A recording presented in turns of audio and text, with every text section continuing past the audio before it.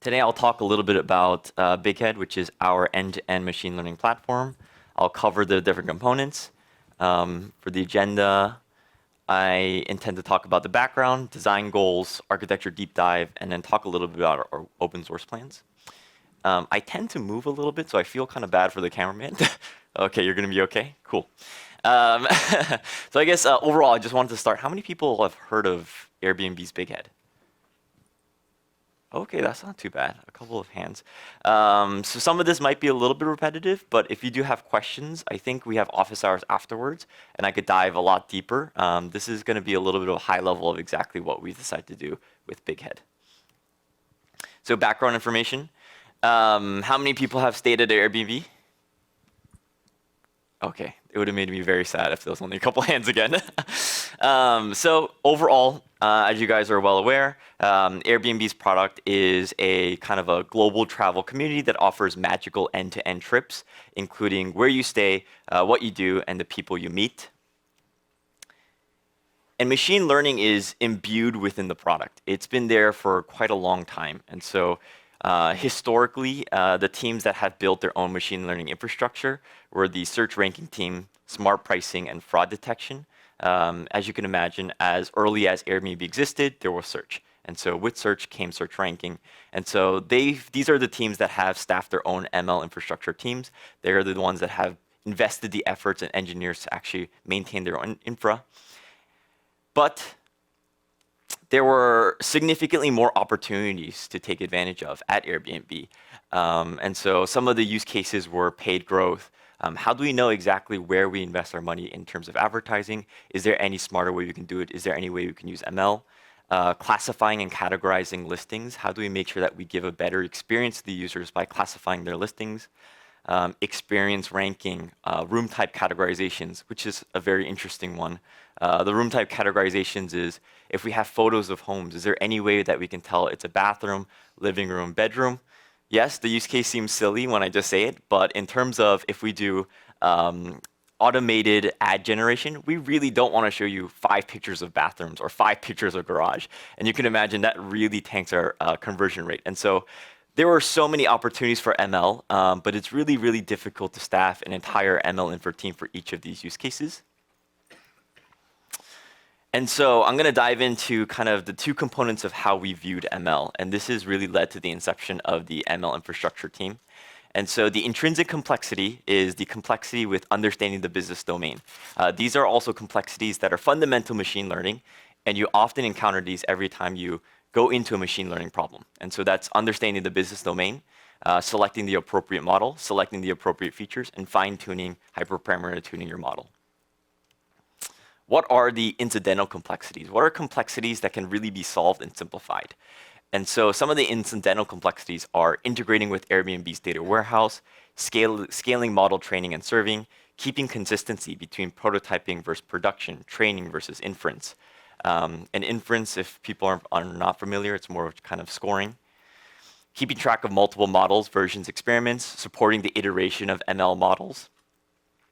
And so these incidental complexities come often, and it's time that's spent, precious time that's spent on your model. And so this actually led to a lot of bloat. So ML models would take on average 8 to 12 weeks to build, and ML workflows tended to be slow, fragmented, and extremely brittle. And so we've yeah. Just a quick question. I don't know if that's appropriate. Yeah. When you say 8 to 12 weeks to build, you don't mean runtime, but you just mean in terms of human time, like Human time. Yep. From first thought to after. Yep. Cool. I don't know what's the policy for questions, but we can at the end. Yeah, we can do it at the end. But great question though. No worries. Yeah, and it tended to be extremely brittle, and so you can imagine that as you're deploying models into production, especially when it's going on Airbnb's website or kind of the application, we want to make sure that these are very robust and they're resilient to failure. And so the ML infrastructure team was formed to address these challenges. The vision was Airbnb routinely ships ML-powered features. Oh. uh, ML-powered features throughout the product. And then the mission is equipping Airbnb with shared technology to build production-ready machine learning applications with no incidental complexity.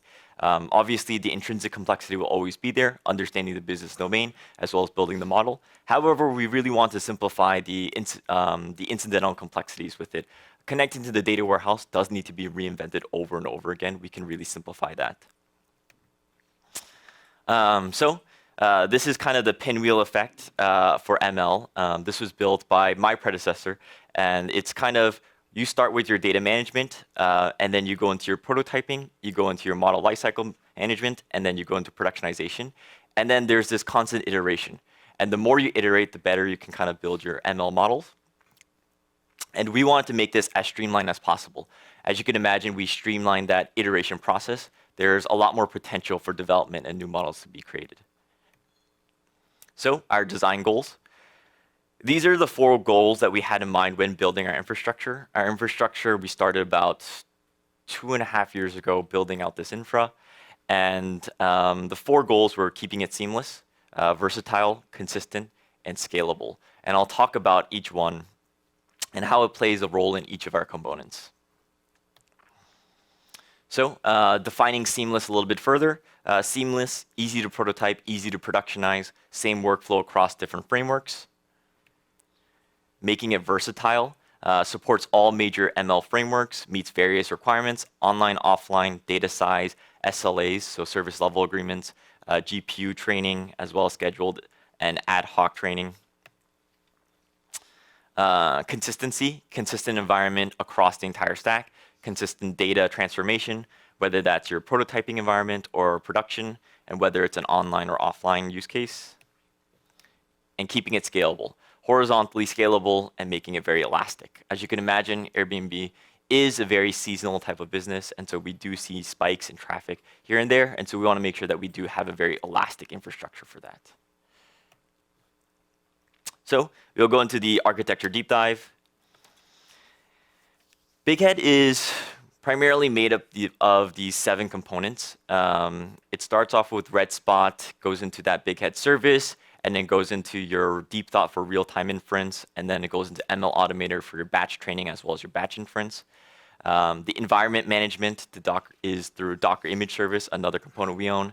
Execution management is through our Bighead library, and then we have featured data management zipline. And as you can see, the 3 services we have underneath, which is the Docker image service, Bighead library, and zipline, these kind of span the entire board of these other services, and they work in conjunction. I'll talk about each one individually, exactly why we've built it, why we felt like we needed to build it, what problems they solve, and describe it a little bit further. So diving into red spot. So how many people have at least used Jupyter Notebooks before? Awesome. Okay. I think that's even more than people who raise their hands for Airbnb. So Jupyter Notebooks, everybody's pretty familiar with it. We find that Jupyter Notebooks are ideal for machine learning because a lot of machine learning models, we equate them to almost like research papers and projects. It's not a fact of the end result is as important. It's also the development. It's the ideation of it, the things that you've tested, the things that you've seen. And so Jupyter Notebooks really do a good job in terms of persisting all that intermediate state of experiments, trial and error. And so you can actually justify why this model is a good one to put in production and the thought process behind it. So what makes an ideal machine learning development environment? It's that interactivity and feedback, making sure that you can execute different cells, as well as you have that visualization. It's access to very, very powerful hardware. And then it's access to the data. And so what is RedSpot? RedSpot is our supercharged Jupyter Notebook service. It's a fork of Jupyter Hub, for those of you who are familiar with Jupyter Hub. It's integrated with our data warehouse to make sure that individuals don't have to integrate the access themselves. It has access to specialized hardware, so you can actually run on GPUs if you'd like to. It has file sharing between users via AWS EFS. We greatly promote collaboration within Airbnb, and so this is a big part of most of our infrastructure. The ML community at Airbnb loves to share their work as well as loves to share their ideas, and so we make sure that even in Redspot, we have built-in functionality so people can share their work with one another. And then we're packaged in that familiar Jupyter Hub UI. So this is kind of the snippets of the page, the Redspot homepage. You get to choose your own Docker image. So you get to choose what libraries you have within your Docker container. And then from there, you get to choose your actual instance type, whether you need something very small. And so we do support T2.mediums, all within AWS. We also support GPUs. For really, really expensive instances, we usually ask beforehand for people to ask our team, just because we are cost conscious and we want to make sure that people aren't spinning up X1s on AWS, because that'll be very, very expensive for us. But it's nice to have the support where we can have a suite of different type of hardware for users and different types of use cases. So doubling back to some of the themes that I've mentioned before, you have consistency. So this promotes prototyping in the exact same environment that your model will be used in. This is through that Docker image. We make sure that you're in the same image that you're going to be deploying into production. Versatility, you get to use customized hardware, whatever you need for your ML use case. And then customized dependencies. The Docker images can support Python 2, Python 3. We're slowly deprecating Python 2 just because Python 2 is being deprecated across the industry. But we do allow you to have a suite of different types of libraries within your images. And then seamless, it's integrated nicely with Bighead service, Docker image service via the Bighead APIs as well as the UI widgets. And so when you're interacting with the Bighead service, you can actually see the same exact visualizations that you would see there within your Redspot environment, and you can make sure that you have that consistency across the board. So next step is diving into Docker image service. Docker image service, it's the environment customization built into Bighead. And so why do we need Docker image service? So ML users have a diverse, heterogeneous set of dependencies. I'm sure everyone who's dabbled in ML here knows that there are many, many different frameworks as well as many different libraries. And the entire industry is very dynamic, and it's been changing very frequently in terms of new libraries, new support for things. And so we needed an easy way to bootstrap their own runtime environment so that they have support for libraries they need, as well as it needs to be consistent with the rest of Airbnb's infrastructure, which is why we've kind of moved towards a Docker environment. And so dependency customization, we allow for people to choose their own customization for their Docker images and create their own images. We've really built on top of the Docker API to simplify this for users so that they can create their own custom images as well. It promotes that consistency and versatility in the fact that users can choose what they want, as well as make sure that this Docker image is going to be used within production. This is something we've seen pretty often where individuals would have different versions of libraries when they're prototyping and when they deploy into production, which can lead to a lot of strange effects in production. And it's something that's very difficult to debug as well. Next, we'll talk about Bighead service. So Bighead service is the model lifecycle management. So why is this needed? Why is model lifecycle management needed? Tracking ML model changes is just as important as tracking code changes.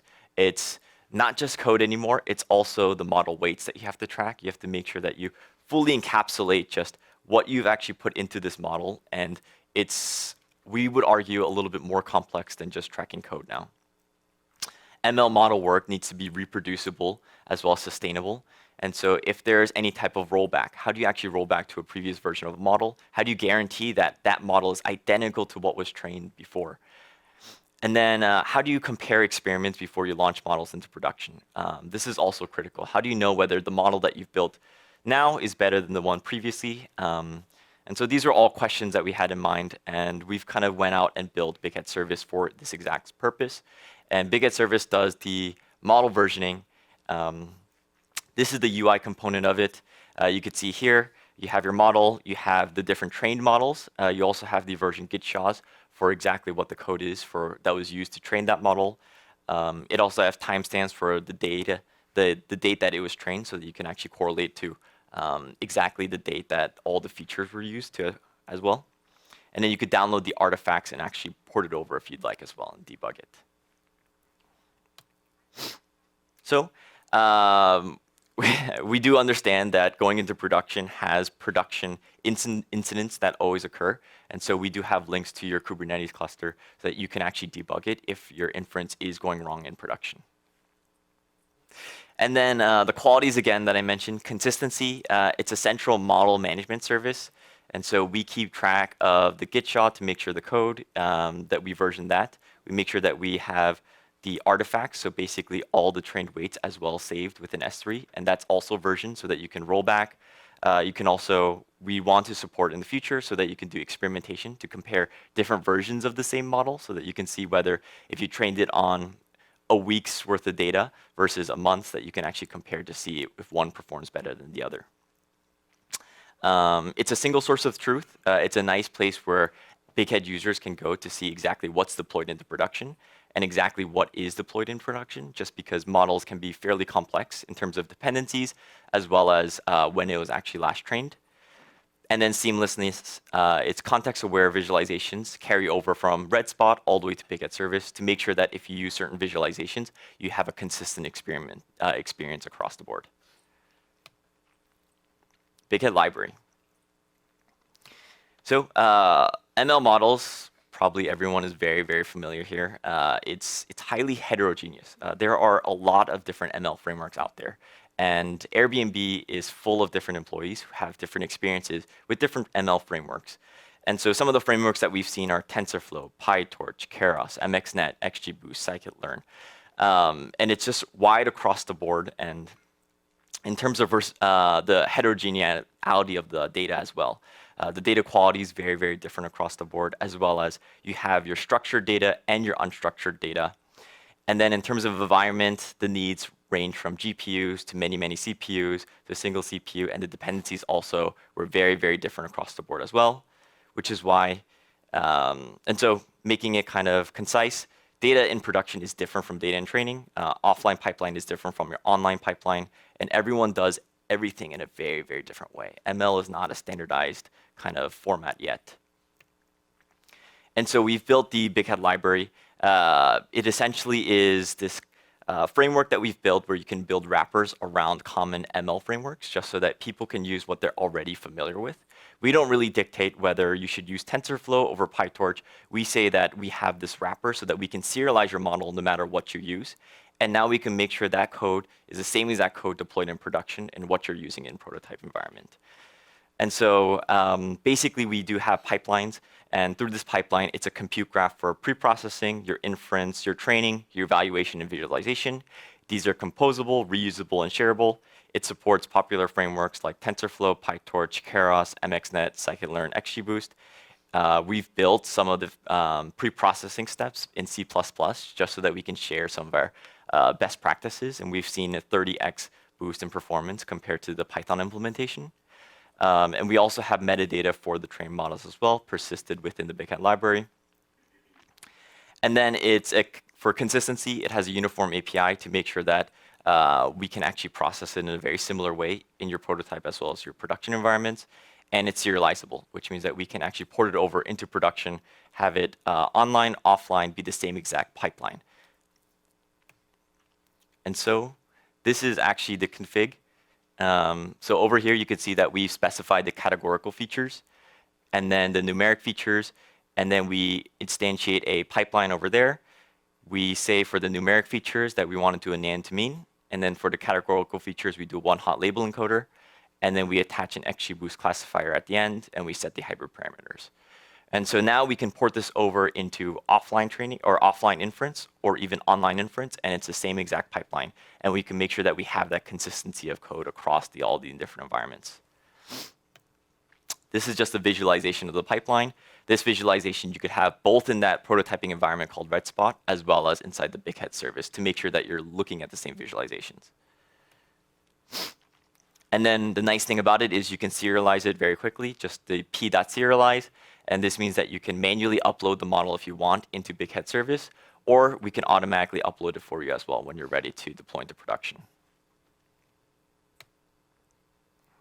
So these are some of the visualizations that we have in the Bighead service. Yep, some more visualizations. This is just a simple feature importance. Next, we'll talk about Deep Thought. So Deep Thought is our online inference service. So what's really difficult about making a model serving traffic online? Well, consistency. Staying consistent with training is very, very difficult just because your training environment on where you've trained your model is going to be fairly different from what you're doing in production. And so it's different data, usually different pipeline, different code, and it's different dependencies. It's very difficult for data science to launch models without an engineering team just because it does need to plug into the Airbnb application. It also is very difficult for engineers to rebuild models just because it's difficult for engineers to often rebuild models just because there's no previous knowledge of how the model was built from data science to port over into production. And then it also needs to be very, very scalable and robust just because this is going into production where this can affect the critical path. And so there are resource requirements that vary across the different models to make sure that, let's say you need inference in 50 milliseconds to not slow down the Airbnb website. And so there are a lot of requirements and scalability requirements as well. And throughput fluctuates quite a bit across time as well. As you can imagine, seasonality is quite a big thing for Airbnb just as a B2C business. So how does Deep Thought solve this? Well, Deep Thought solves the consistency aspect through Docker and the Bighead library. We're making sure that it's the same exact data source. The pipeline's identical as well as the environment is identical as training. We want to make sure that exactly what you did in training and prototyping is identical to what you get in production so that there's no confusion as to the version of my dependency has changed over time, and what was deployed, and it's operating very differently. It's seamless, so it integrates with event logging and dashboards, as well as it integrates with Zipline, which I'll talk a little bit later, which is our feature management framework. And it's also highly scalable. It's built on Kubernetes. The model pods can scale very easily, and there's resource segregation across models so that we have no noisy neighbor problem where a single model can take down the other models. This is the architecture of how we've built Deep Thought. And so the client traffic goes through our REST API. It goes into our model manager, which checks with the Bighead service client to see which models are registered. And then it goes through routing, where it routes the traffic to the different model pods that are actually hosting the artifacts. Users get to choose how many pods they want to be on, as well as we've deployed autoscale to make sure that if there is a spike in usage, that we can deploy more pods for that model as well. ML Automator. So ML Automator is our offline training and batch inference. And so why is this needed? Automating training and inference and eval is necessary because you need to do scheduling, you need to do resource allocation for these jobs, you need to save the results somewhere, you need the dashboards and alerts, and you need to do the entire orchestration for this to run smoothly. And so with ML Automator, once again, with those themes, it's consistent because we have that same Docker and Bighead library, the same one that we use through Deep Thought. This is especially nice because users can now do offline inference and online inference just with a simple config change on whether they want to deploy it online or offline. It's seamless, and so you can automate tasks via Airflow. How many people use Airflow here? Nice. So you can actually automate the task via Airflow. You could generate your DAGs for training, inference with the appropriate amount of resources, whether you want to use distributed Spark for training. And then it has tight integration with Zipline for training and scoring the data. And it's highly scalable. We use Spark for distributed computing across large data sets. And so this is just a picture of the Airflow UI and the DAG that's automatically generated through ML Automator. Cool. And then lastly, we'll talk about Zipline. And so feature management is incredibly difficult. We've allocated about 50% of our team. We're a team of about 12 now on Zipline because feature management is what we found to be one of the hardest things to do for ML. We've also found that a lot of data scientists are spending most of their time with feature engineering. The model management, the model lifecycle is another portion of it, but a lot of the hard work is spent in feature engineering. So why is it incredibly difficult to do feature engineering correctly? Inconsistency between your offline and online data sets. What does that mean? That means that the data that you have when you're running things in production might not be the data you're seeing when you're training. And so I do have a nice diagram. Maybe I can just show the diagram quickly. So I have this diagram here, which is the essence of why this is so difficult in most companies. Previously, before Zipline was in the middle part, you had your production data stores that would be used for model scoring, and then it'd go into a data warehouse, go through ETL jobs that aggregate it daily, and that's the data you're using to train. And so it turns out that data can be very, very different from the data that you'll see live in production. And so how do you make sure there is no label leakage, right? How do you make sure that you're not training on data that is a good proxy for how your models should predict its scores? But now when you deploy into production, the accuracy drops tremendously because of it. Which is kind of the difficulty with the offline online data sets. It's also very, very tricky to generate your training sets that depend on time correctly. And so one of the most difficult things is getting that point in time correctness.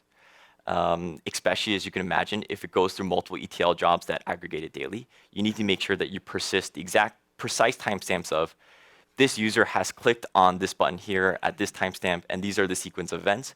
And now I can do a personalized search result saying, hey, this person is interested in this Airbnb listing. Other problems that make it really, really difficult is training set backfills. It really, really takes a lot of expertise to do backfills correctly and in a reasonable amount of time.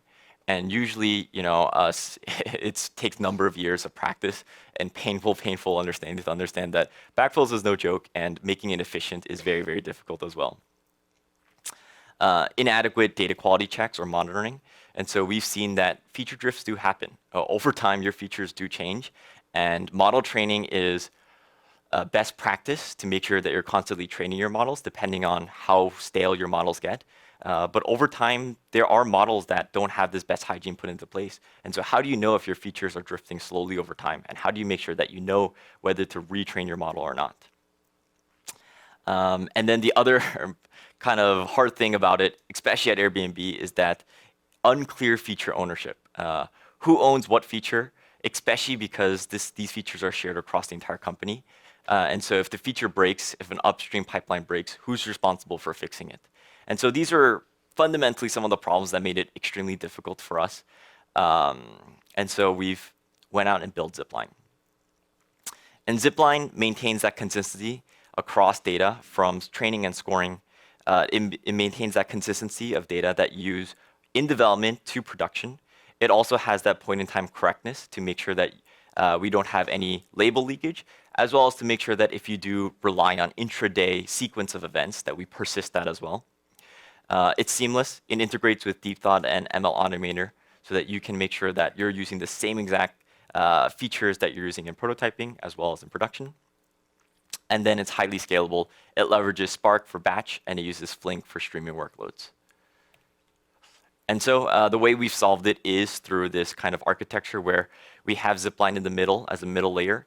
And Zipline is the one that's making that consistency between your data stores and your data warehouse. And so as the data comes into the data warehouse, whether it's through events or through database mutations, we ingest it raw from there, and we actually persist all of these mutations and events so that we can recreate your data at any point in time. This is amazing because now if you choose to have a snapshot of your data at the end of the day, we can actually recreate it from the transactions and the mutations to make sure that all the data that you see there will be the ones that's available to you when you're actually scoring online as well. So this helps with preventing data leakage, label leakage, as well as it makes sure that if you're relying on these sequence of events, that we persist those sequences as well. And this is nice because now we have a single store where we can train our models, as well as we can use that model, the training data, for actually scoring and making sure that consistency is in place. It's the same exact data across the board.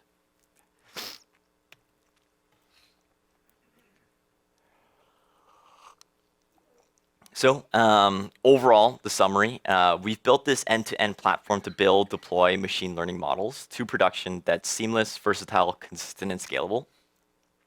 Model lifecycle management has been a huge part of our effort as well. This is one of those things that it won't bite you the first time around because you've built your model. It bites you on the second, third time.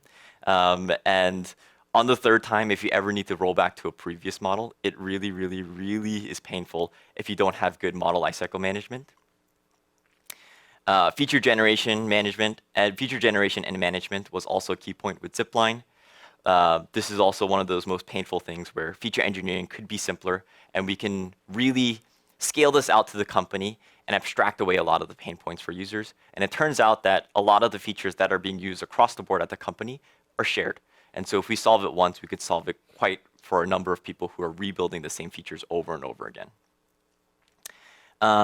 Keeping that consistency between online, offline inference, we do that through ML Automator, the Bighead libraries, as well as Deep Thought.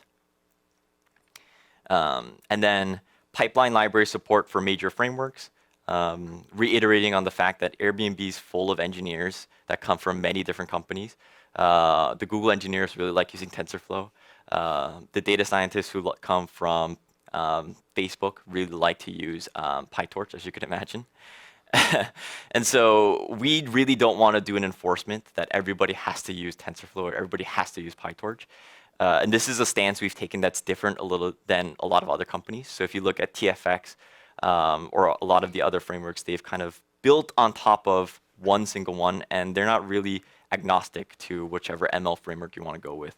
And so our stance is, if you want to use a different library, we're open to it. And we have a flexible Bighead wrapper, so you can actually do these wrappers across your library so that you can use it however you want. And then we have the Docker image customization service.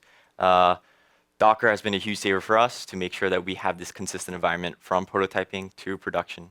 And then multi-tenant training environments, as well as even multi-tenant serving environments as well. Just making sure that we can scale both in training as well as in scoring, just because some of these use cases get very, very massive.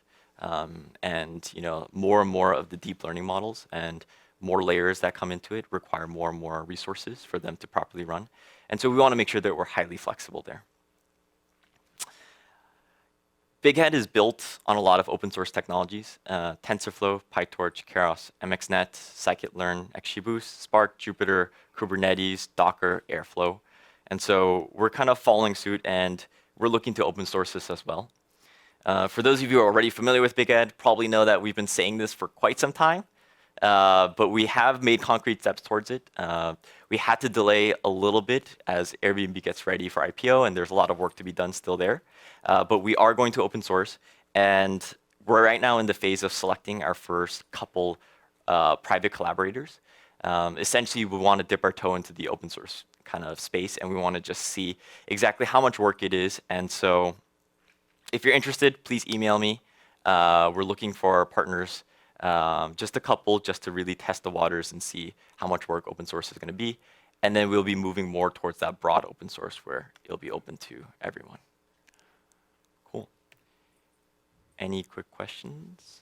Hi, can you describe a little bit about how the teams came together to build this and maintain it? Did Airbnb kind of have to restructure teams to make it happen? Yeah, so the truth is the trust team at one point was maintaining a lot of their own infra for machine learning.